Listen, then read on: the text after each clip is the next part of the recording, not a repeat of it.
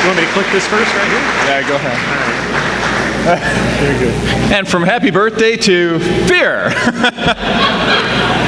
It is October, so we figure we've been talking about this a little bit already today, quite a bit actually, and it kind of gets to the heart of what I'd like to talk about today.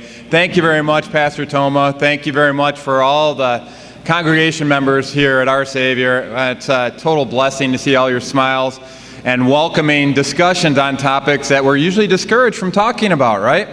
Which gets to the heart of this topic, fear. So my goal here is we're going to talk a lot about Scripture in regards to fear. We're going to talk a lot about, well, how does that translate to everyday life? And you've already heard great examples of how that translates with Bishop Hardy. You've heard great examples of that with Joshua. You've heard great examples of that from Pastor Toma. I'm going to try to give you a peek behind the hood at state government and what it's like to be a public servant and dealing with the issue of fear. And I'm going to start off from the perspective that I was a bit of an introvert before getting involved in this. I don't know if you know my background. I'm actually an aerospace engineer. So I was perfectly at home in front of a CAD terminal. But this whole idea of getting up and doing public speaking, let's just say there's one item of fear that I had to deal with in order to do this. And hopefully as we go through this discussion today, you'll understand why exactly I was able to overcome that fear and do things like speak into a microphone and talk about fear before each and every one of you. So let's get things started. There's a lot of different types of fear, and I'm not expecting you to read all these because frankly it went on a heck of a lot longer than this. When I was in high school, I went to Catholic Central High School out in Detroit, and I was in homeroom 13, and we all had t-shirts that said triskaidekaphobia. So you guys can probably get an idea what that might mean. It's fear of the number 13. There's a lot of other fears that are out there. Arachnophobia. So I think that's fear of web developers. So if you've ever contracted out with a web developer. There's glossophobia, which is the fear of public speaking. Oh, check that one off. I think we're okay there now. Gamophobia, the fear of commitment or sticking with something to the end. I can tell you, Angie, my wife over here, I have no gamophobia about staying with you the rest of my life. So no.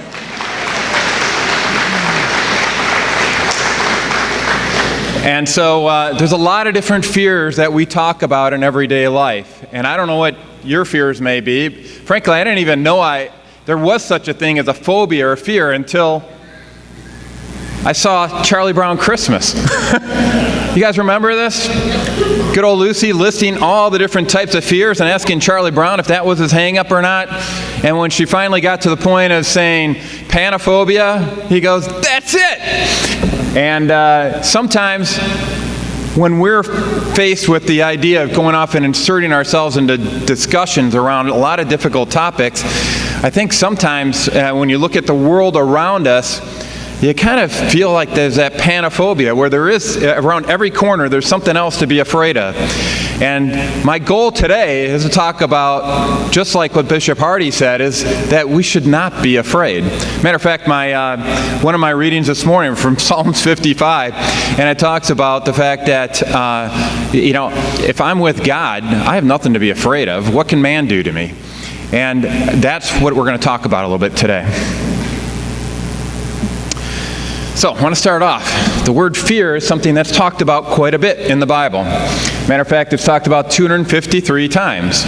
A lot of different contexts associated with it. One of the first ones, though, and one that really hit home with me, especially over the last couple of weeks, is the concept of the fear of the Lord is the beginning of knowledge. And there's another passage later, it's the fear of the Lord is the beginning of wisdom. And I just want to reflect upon that just a little bit if we could. Why is that the beginning of knowledge? Why is that the beginning of wisdom? Why do you guys think that is? It's because we're sitting there recognizing there's somebody bigger than us in the room. So we're recognizing that somebody else has all the answers, that we may think we have all the answers sometimes.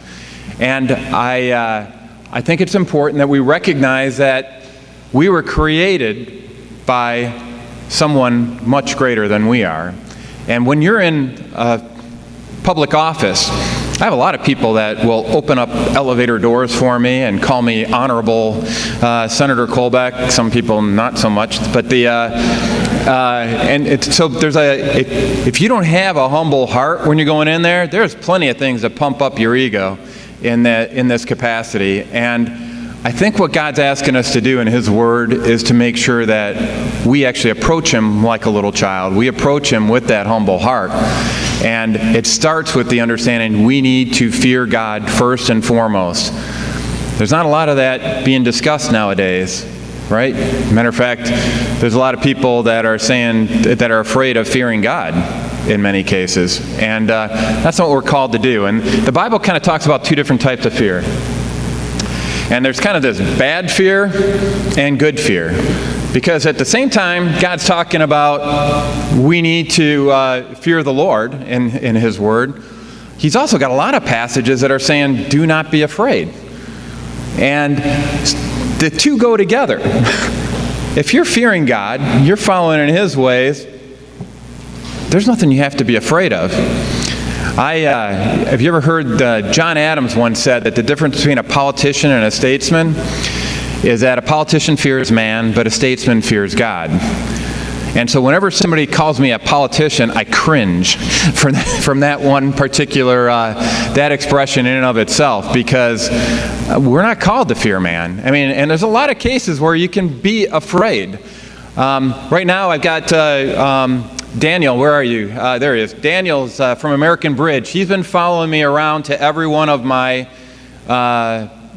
speaking opportunities to film me for a company called American Bridge. That's more of a progressive organization that I could be afraid of just talking about God in this, because they'll use it in a campaign ad against me down the road and say, look, this guy wants to make this a theocracy. That's not the case at all. I took an oath to support the Constitution. But I could be afraid of actually talking at an event like this because of that. That's an example of bad fear, right? I am not ashamed of the gospel, just like Romans 1:16 says. And it's time that we go off and kind of assert ourselves in regards to the fact that we shouldn't be afraid about this, because if we fear God, God takes care of us. God has never, ever, ever let me down. I can say that with pure uncertainty into some areas that I thought I would never get into, such as public speaking, such as running for office, such as serving in office. There are things that I never, ever would have wanted to do, and because of fear. And that fear gets to the heart of what it means to be human. Your fear that you're not going to be good enough. You're afraid that you're going to say something stupid. You're afraid that you're not going to look intelligent enough. I actually had a woman last night that came up to me, and God bless this lady. She went to a Democratic event and talked to one of the Democrat gubernatorial candidates, and she was telling me that she was afraid. She was uneducated, so she was really worried about standing up and calling this guy to account on certain subjects. And I said, and it was just, I regret not telling her this at the time, but I just appreciate the fact that you could tell she was bold in spirit, and she was willing to go up and talk about things, even though she was inwardly uncertain and fearful about how it would come out. I think a lot of times as Christians, we're afraid of exposing ourselves and talking about things because because of fear, and because we don't think that we're going to have the right words, or we're not able, or anything else. Well, that's not what Christ tells us. Christ tells us we are able to do all things through Him. And so it's a matter of, if you start with that fear of God first, there's nothing you can't do.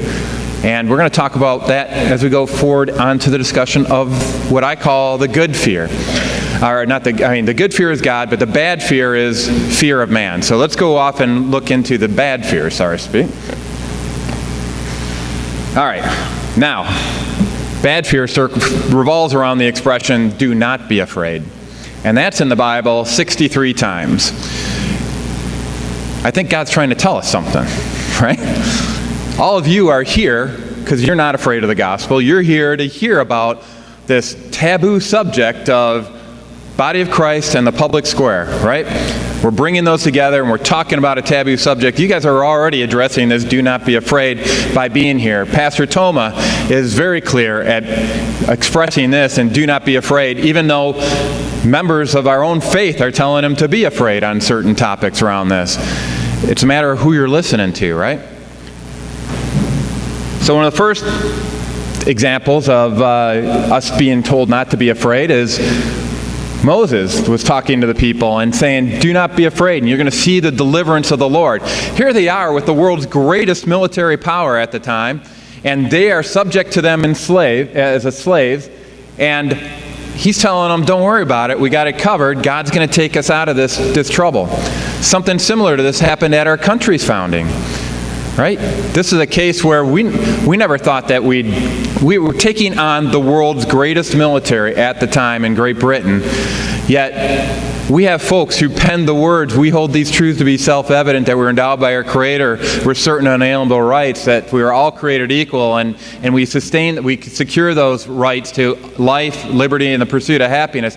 They showed no fear by declaring those words. When they actually signed their name on that Declaration of Independence, when you saw John Hancock sign it really large, he signed it really large because he said, bring it on. It was a case where our founders were not afraid, and they were not afraid of expressing the source of those unalienable rights. Unfortunately, I think today a lot of us are starting to be ashamed of expressing the source of those unalienable rights. A lot of people are thinking that rights come from government, and no, that's the way it works pretty much everywhere else in the world, but our country is different for a reason. You ever heard of the term American exceptionalism? It's not a term of arrogance. It's a term that references the fact that we are the exception, not the rule. We had a revolution that happened at the same time that the American Revolution, roughly the same time period, and it was in France. And they had liberté, égalité, and fraternité as their three guidelines for their revolution. And God wasn't in there. It was a godless revolution. They had guillotines in their revolution. We had people standing up and saying, don't cross our bridge over on ours. And I think God's rewarded us for how we've gone off and conducted ourselves throughout the years, because by any measure you use, America has been one of the most blessed nations in history. And a lot of people that want to try to take us into a formula that failed in other countries are trying to bring it back here. It's sad. And the only reason they can get away with that is if we are afraid of talking about the truth of where our true source of rights come from, and where we find our strength and where we find our ability to stand on principle. Another example, it's one of my favorites, and Joshua, I mean, you were aptly named. Where are you? Somewhere, there you go. Aptly named. And Joshua, here we have the guy who delivered from a human perspective, the guy who delivered the Israelites out from the world's most powerful military, Moses. He's out of the picture now. Joshua's got the helm, and he's telling everybody, hey guys, don't worry about it. We got this covered. Do not be afraid, as they're about to go into the promised land, i.e., if you fear God, you're being told, go into that promised land and take it over. And he's telling them, guys, we've already been told, this land is ours. Let's go in and take it over. There's a lot of folks that when they sent out those original spies, they were all freaked out, right? And that's why they had to spend about another 40 years and wander around the desert. And God's word gets delivered. Just sometimes if you are afraid at one given point in time, he'll find somebody who's not fearful. And that's what happened with Joshua. And he said, just be strong and courageous. Can't think of a better message for our church today. I can't think of a better message for folks who understand and believe in the foundational principles of our country. An example of how this gets brought to bear is on I can give a lot of examples on each of these, but I'll just say one of the most recent ones was on our new social studies standards here in the state of Michigan. They proposed new social studies standards about a year and a half ago, and I reviewed these standards, and I'm going, wow, these are these are bad. There's about 15 issues we cited. Everything from promoting Islam to the exclusion of Christianity, to promoting LGBT rights to the exclusion of religious conscience and religious rights, to promoting simple things like that we're a democracy and not a republic. And so about 15 of these issues that I said, this ain't going to work for me, guys. And I got 16 other legislators to sign on to it. We forwarded it to the State Board of Education. They said, okay, fine. We'll go off and form a focus group, and we're going to go off and you can be a member of that focus group, and we're going to go off and evaluate what is meant in these different, or how we can reach agreement on some of these areas. And I just went into this discussion with two requirements, that whatever we put forward are politically neutral and that they're accurate. And I'm happy to say, because we're strong and courageous, is that we got agreement on all 15 of those issues.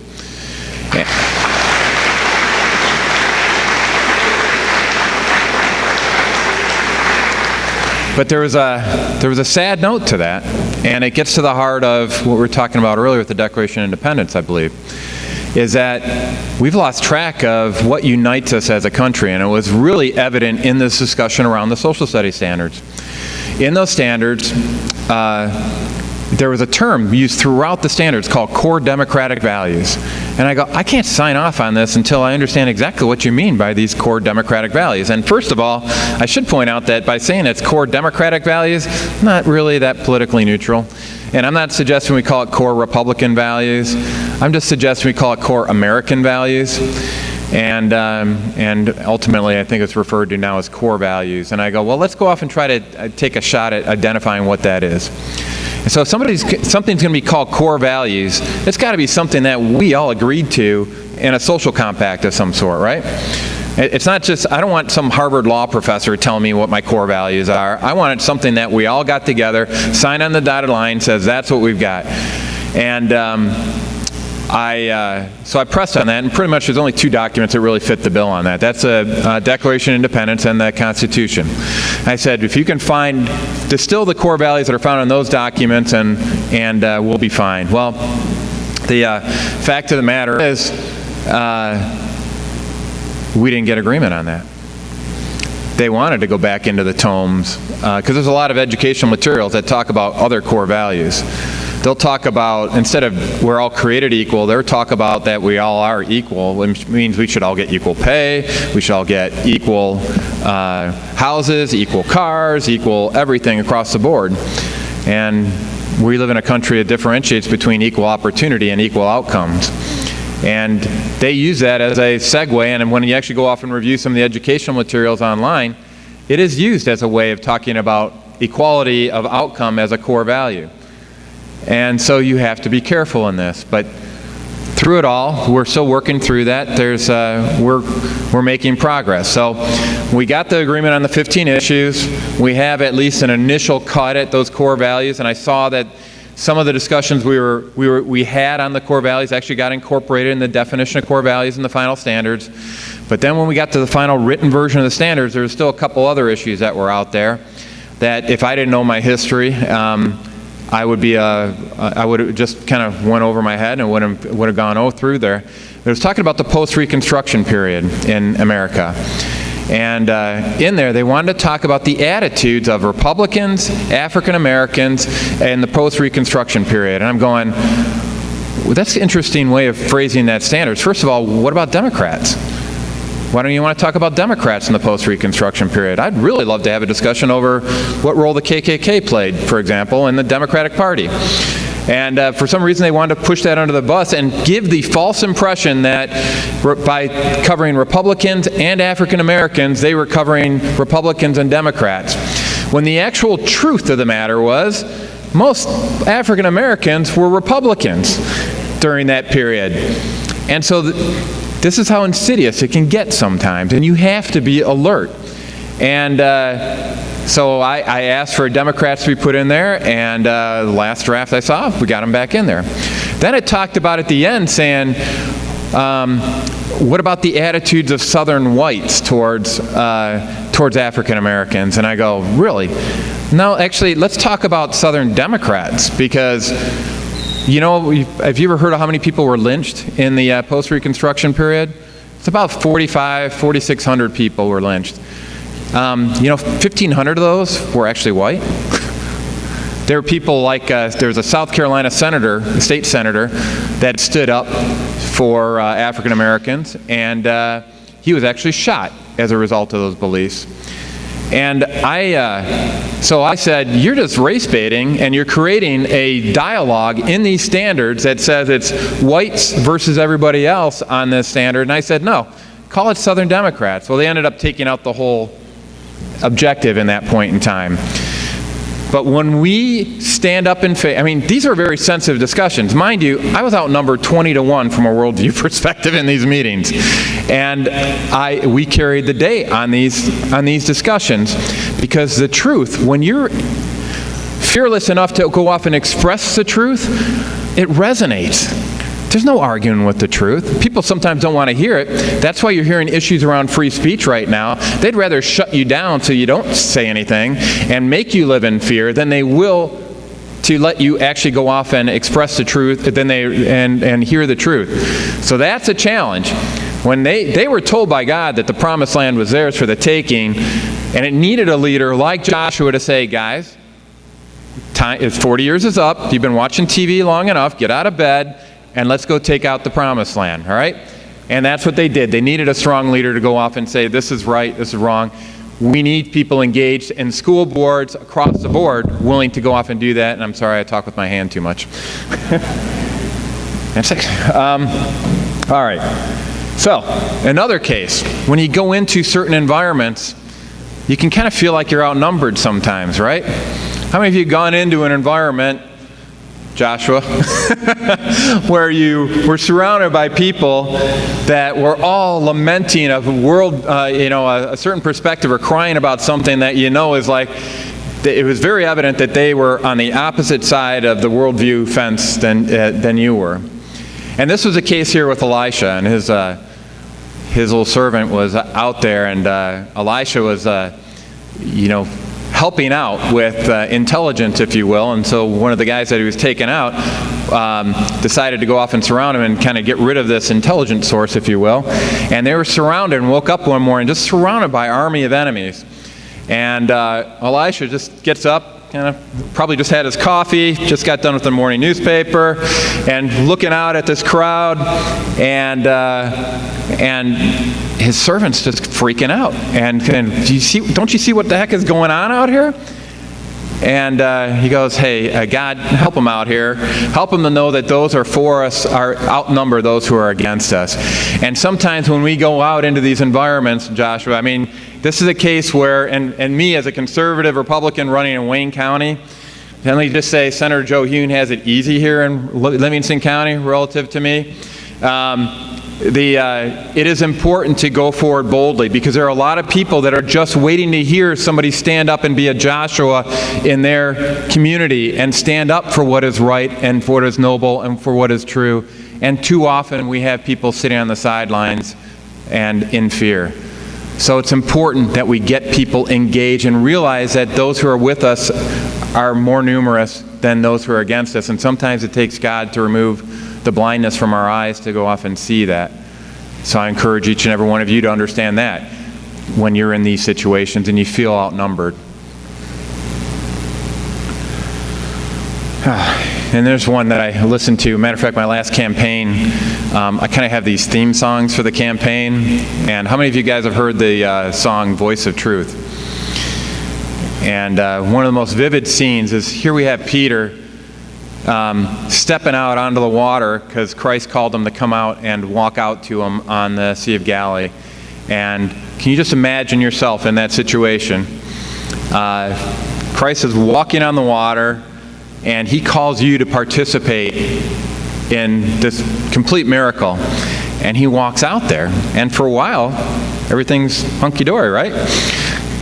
As long as he kept his focus on Christ, everything was fine. But then the wind and the waves started popping up, and he started taking his eye off of Christ. So in other words, he started taking himself away from the fear of God and started thinking about fear of the world, fear of the worldly circumstances that he found himself in the middle of. But God rescued him with a humble heart and with kindness and lifted him up. And he does that for each and every one of us as well. And for me, the whole idea of running for office was stepping out onto the water.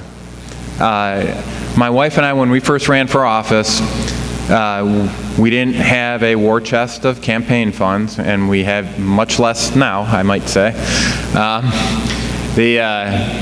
We didn't have political experience. We didn't have a network to rely upon. We just had the source of all things to guide us. And I'll never forget what my moment was that got me to step out of the boat and run for office. And it was, it was kind of a bunch of steps that led up to it, but we were praying quite a bit about whether or not we should run for office at the time. And I actually kind of got a deadline, and many of you have maybe heard this before. And I said, February 21st, God, I need to know whether or not you want us to run for office, because the filing deadline is coming up and it's getting close. And my devotion from that morning spoke to me loud and clear. It was from 1 Corinthians 9:24, which reads, "For many run in the race, but only one gets the prize. Run in such a way as to get the prize." And both my wife and I went, we're going to do this, aren't we? I go, yeah. And we did. But you know what? As we stepped out of that boat of faith, we got surrounded by people that helped us out all along the way. We didn't have the most money in that race. We didn't have, we just worked, and I kept walking on that water, and every step of the way, Christ propped us up. In the final analysis, we were the first person elected to the state senate directly without having served any other previous office or even ran for any of the other previous office in over 3 decades, and we beat 4 former state representatives in the process. So sometimes you got to step out of that boat to let God be God. How many times do we run ourselves into different situations where we're afraid to let God be God? It's not easy, believe me. We have a lot of experience in life that tells us when we step out of that boat and go into the water, we're going to sink, right? We have a lot of worldly experience. But sometimes, God wants you to think about Him and what He can do. And every time we've done that, we have had some of the best experiences of our lives. I'm not going to say the easiest, but some of the best and most rewarding experiences of our lives.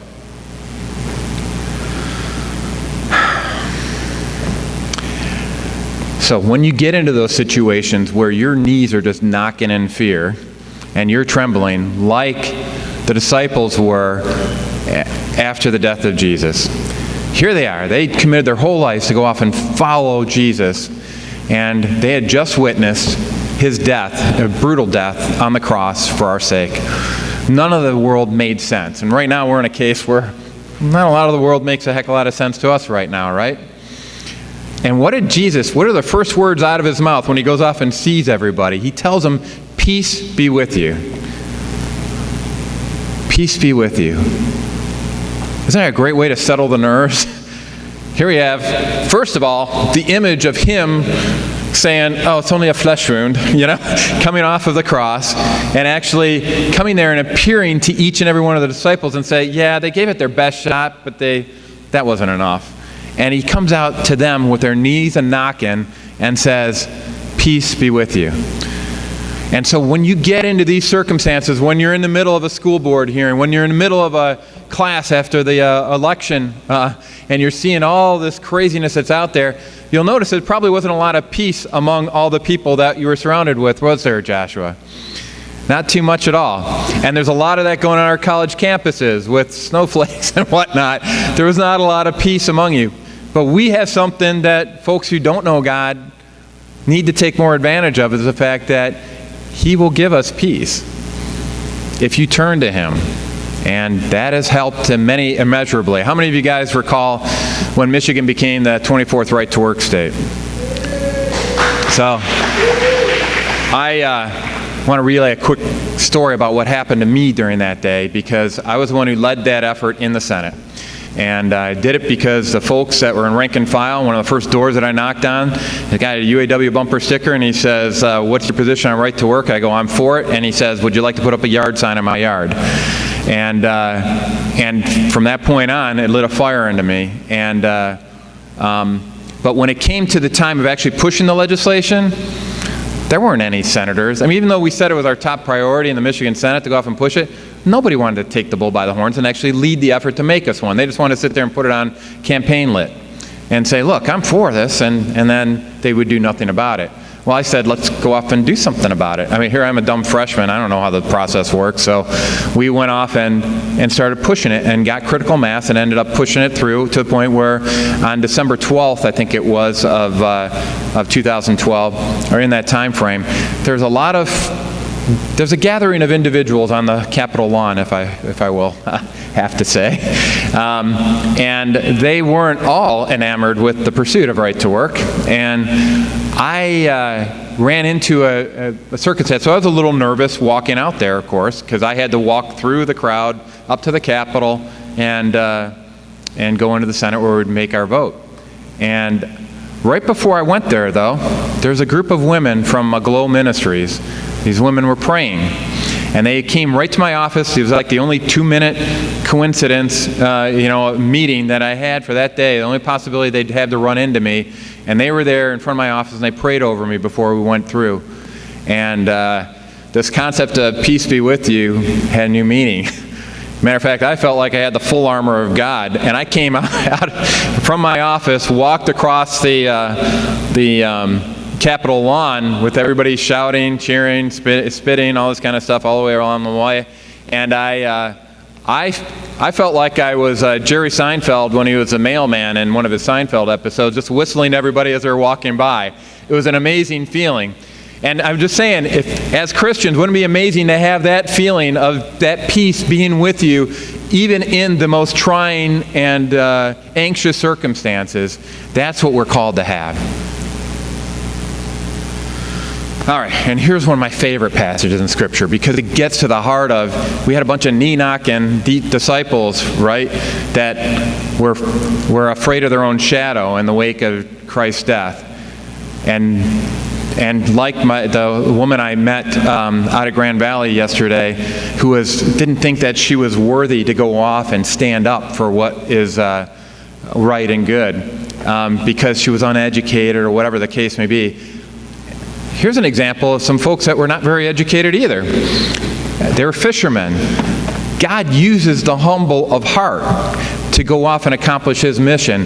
And in this case, the Sanhedrin, all these authorities up there, and in our case, they were the ruling authorities, so think of them as the Senate, so my fellow senators or the fellow legislators that are up there.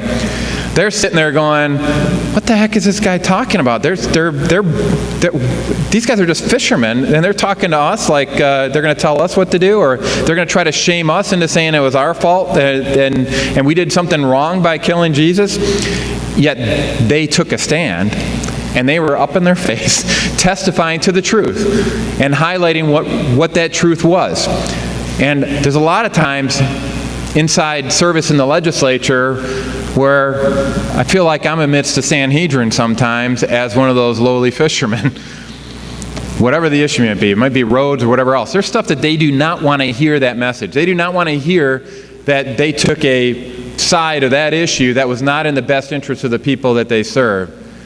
And rather than debate that in a public policy, as a public policy debate, they prefer to shout you down and tell you, hey, you can't talk about that anywhere.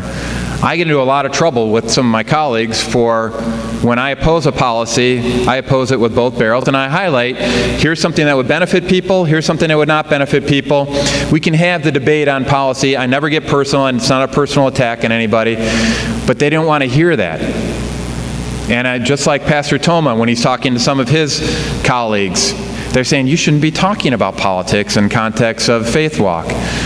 And that's not the voice we're supposed to be hearing, right? That's not the voice we're supposed to be listening to. I can't remember the exact passage, but there's a passage that says, if I'm quiet, the stones are going to cry out. And sometimes I get into those moments on the Senate floor or in caucus or out on the campaign trail or wherever, and it's the case where if I'm quiet, the stones are going to be screaming out. So you got to go off and talk about that.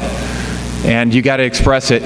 Ask God for guidance first, but ultimately you got to go off and stand up for what's right, whether or not I'm educated enough on the subject or not. Because we're also told, if you ever go out to talk before leaders and principalities, that you shouldn't fear at all, right? Because He'll give you the words that you need to speak. I mean, I prayed before this speech. Hopefully it's the right words for everybody here, because these were not prepared remarks. They were just teeing off of the words of Scripture, because God's Word is true, and it lights a fire in us every single time you open it up and listen to what He has to say, and you fear Him above the world. So, my call for each and every one of you is, I know this is the spirit of Halloween, and I know it's the spirit of fear for a lot of people, and people actually like being fearful this time of year, which is something I don't quite understand. But we are not called to have a spirit of fear or timidity. We are called to reach out in power, love, and self-control. And it's my charter, my request of each and every one of you in this room, just like those knee-knocking disciples that were sitting there in the wake of Christ's death. They were sitting there in Jerusalem, not knowing which end was up, and they were uncertain as to what path to chart for, or to go forward on. God's pretty clear. He doesn't want us sitting around knocking our knees inside of seclusion. He wants us out boldly professing His truth to the world around us. And it's my hope and my request that each and every one of you engages in 2 Timothy 1:7 moment each and every day of this upcoming week, and make it a habit to carry into the rest of your lives. So without further ado, thank you very much, and I was just going to open it up for questions. We got time?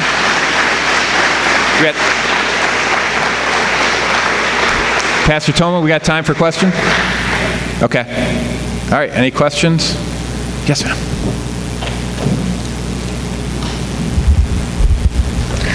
With all that's going on in the campuses and the free speech issue, which includes, of course, religious liberty, Yep. what is the state of Michigan doing so that we do not have the disruption of the education of these children and the disruption of being able to speak the truth in love?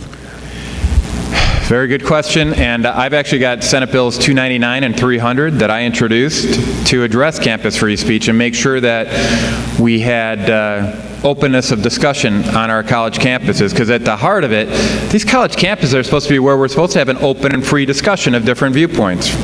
And more often than not, there's only one viewpoint that's promoted. They have free speech codes, but there's selective enforcement of those codes. And so we've got legislation that I worked on. I actually got the Goldwater Institute to agree with the American Civil Liberties Union on legislation and have a appreciation for free speech. Right now it's being held up in the Senate Judiciary. They don't want to run that bill. And it was a subject of a discussion I had with some of my colleagues earlier this week, because I've got a lot of my legislation being held up right now. I don't know if it's dealing with the political season and what I've decided to go off and do, but I was a little frustrated. And so we want to continue to have that discussion. But I've got that bill. Representative Runstead has actually a constitutional amendment. My bill was constrained by restrictions in the Constitution that essentially treat the universities as a separate governing body where we have no authority over it. So my bill is kind of watered down from the standpoint that we can't shape their policy, so to speak. We can make a intent language, if you will, on it that's not enforceable. That's in our language. But what we did require in statute was a report on all the free speech incidents, so that we could have a summary of what was the incident, what was the resolution, did it comply with their code of conduct, because we had a case where University of Michigan had a Black Lives Matter discussion where they're debating the pros and the cons of that movement. Is it positive for race relations or negative? And a group came in and tried to shout them down, and did. They read the code of conduct at the University of Michigan. They said, hey guys, you're supposed to let people speak and all this kind of stuff, but they ignored it. They didn't enforce it. There was no ramifications afterwards at all. And essentially the discussion was shut down. And so they didn't enforce their code of conduct. So what we did require is a report on an annual basis that lists all these incidents and starts creating the data. Because right now what they want to do is for us to be silent. They don't want this to hit the news cycle. They don't want anybody to be able to glob onto this and find out what's really happening on these college campuses. I was just with a series of students, or a group of students yesterday, that were arrested for handing out pocket constitutions at Grand Valley. and they weren't prosecuted. I mean, they just tried to put the fear into them. Just like pastors right now are being told, don't talk about politics, and they've threatened them with the loss of their 501c3 status under the Johnson Amendment that's out there. They want us to quiver in fear. There's a group of pastors that have submitted their overtly political sermons out to the IRS and says, bring it on. And the IRS has never, ever prosecuted on it. You know why? They would prefer for them to live in fear than go off and prosecute them and have it turned down by the Supreme Court, because it's a clear violation of the First Amendment to even have that Johnson Amendment in there. So anyway, we're working on it. Yeah. So back to education. I'm a homeschool father, and there's a lot of talk about education and what should happen as far as how funding happens. And I can say it's a stress and a strain to choose to homeschool, because while you pay taxes, you don't take advantage of the free education. You take the burden of all the costs and the responsibility of it. We do so joyfully. We really love it. At the same time, I'm just curious, what do you think? Where do you think that's going, and is there any light at the end of the tunnel for homeschooling parents? Yes, but I mean, this is a tuition-free school, by the way. There we go. Just wanted to plug that. That is a very good question. Now, the biggest fear of a lot of homeschoolers, and it's got a lot of validity on it, is that the government gets involved in homeschools and actually starts telling what the policies and regulations are around that. I will fight that tooth and nail so that never happens. But at the same time, we want to be able to provide opportunities to help homeschoolers, especially with the financial burden. And I don't know if you guys know this or not, but I have a series of bills, Senate Bill 544 through 549, to initiate what's called the Enhanced Michigan Education Savings Program. And it creates a tax advantage account. So for people across the board that are interested in having a student-specific account for their kid, they can put that money in there, and that money could be used not only for higher ed, which is what the current MESP program does, but also for K through 12, et cetera. Now, the stipulation on this right now is its focus on public education. So it is constricted in it, but it provides the plumbing infrastructure should there be a request from broader community to actually go off and identify another alternative funding mechanism that is tax exempt, that could be used for K-12, could be used for higher ed, could be used for jobs training, retraining, professional development, skilled trades. Could be used for a lot of different things down the road. That is one thing that I think is possible. When they do this, they've used this same basic approach for private schools already out in Detroit with Cristo Rey and Cornerstone schools. Have you ever heard of any of those? And Pastor Toma, with the school here, this might be an option to go off and start pursuing as well. But when you get into the high school ages, it actually gets into the point where you can support work-study programs. And what they've got are corporations that are in partnership with these schools that will provide $7,000 a year in support of the high school education of these students if they show up to work for 5 days every month. The kids get good training, professional development. The employers get a pipeline of kids that may or may not be interested in filling a lot of the job openings that we have. I got 31,000 job openings in my district right now because we are growing again. And so that's one thing that could be used as a potential help, is that enhanced MESP program. It's really just the plumbing stages right now. Frankly, I got a lot of members of the homeschool community that are attacking me for even offering this because it's about school choice. So it gets a little frustrating. So right now we're keeping it narrow in scope. Well, yeah, okay. Yeah, sorry. I'll vouch for you. Yeah. He was talking about vouchers, and it's not. I'm not a big fan of vouchers per se. I'd rather have the educational savings account approaches, which is what we're talking about. All right, ready? All right. Sorry, we got to get rolling. I got the big foot. So, thank you guys. Thank you. We'll have time to get some of these other questions.